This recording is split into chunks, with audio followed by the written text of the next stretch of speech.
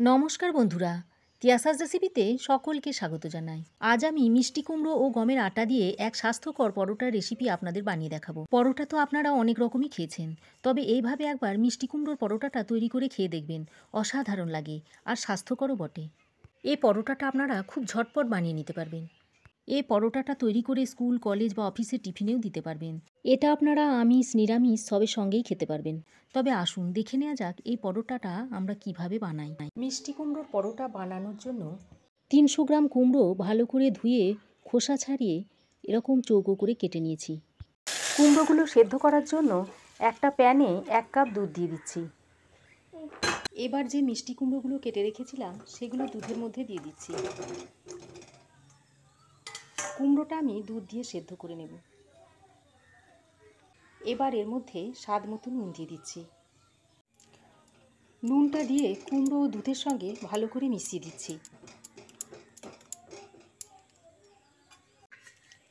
তারপর ঢাকা দিয়ে কুমড়োটা ভালোভাবে সেদ্ধ করে নেব। 5 থেকে 7 মিনিট দুধের সঙ্গে কুমড়োটা সেদ্ধ করার পর দেখুন কুমড়োটা গলে গেছে। এবার আমি নামিয়ে নিচ্ছি। এবার এরকম গরম অবস্থাতেই কুমড়োটাকে এরকম একটা গ্লাসের সাহায্যে ম্যাশ করে নিচ্ছি। একেবারে মিহি করে ম্যাশ করে নিতে হবে।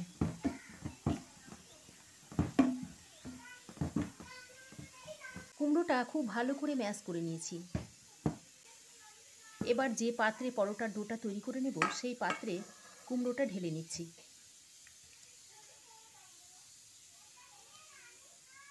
এবার কুমড়োটা গরম থাকতে থাকতেই এর মধ্যে গমের আটা দিয়ে দিচ্ছি।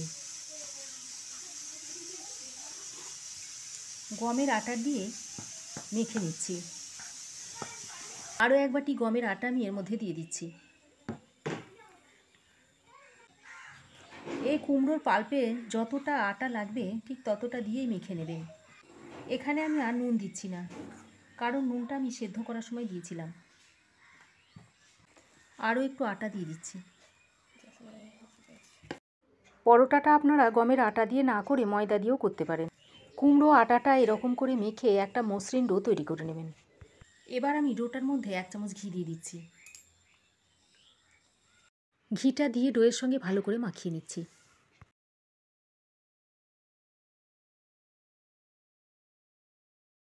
এবার এর থেকে এরকম সাইজের লেচি কেটে নিচ্ছি।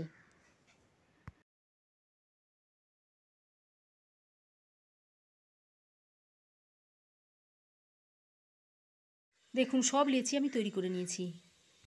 এবার এর মধ্যে থেকে একটা লেচি নিয়ে নিচ্ছি। তারপর শুকনো আটা ছড়িয়ে বেলে নিচ্ছি।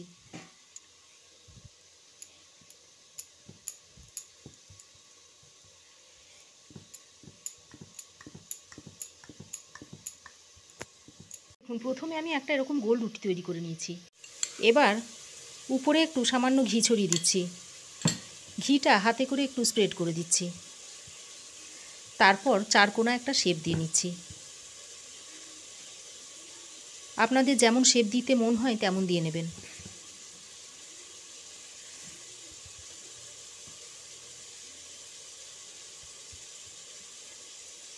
এইভাবে চারকোনা একটা শেপ দিয়ে পরোটাটা তৈরি করে নিচ্ছি।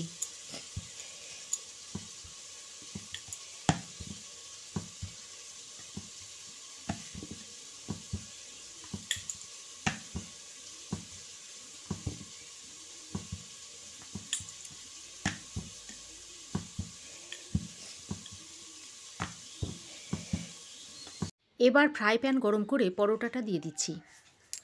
প্রথমে আমি পরোটাটা শুকনো সেঁকে নিচ্ছি। শুকনো সেঁকে নেওয়ার পর ঘি দিয়ে পরোটাগুলো উল্টে পাল্টে ভেজে নেব।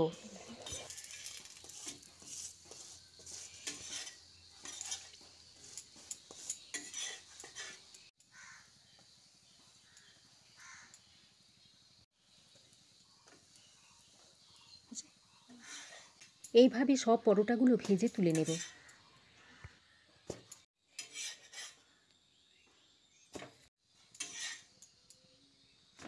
আমার এই মিষ্টি কুমড়োর রেসিপি আপনাদের কেমন লাগলো অবশ্যই জানাবেন।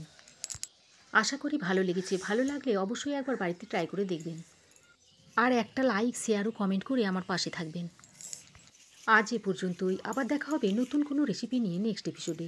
সে পর্যন্ত ভালো থাকবেন, সুস্থ থাকবেন। ধন্যবাদ।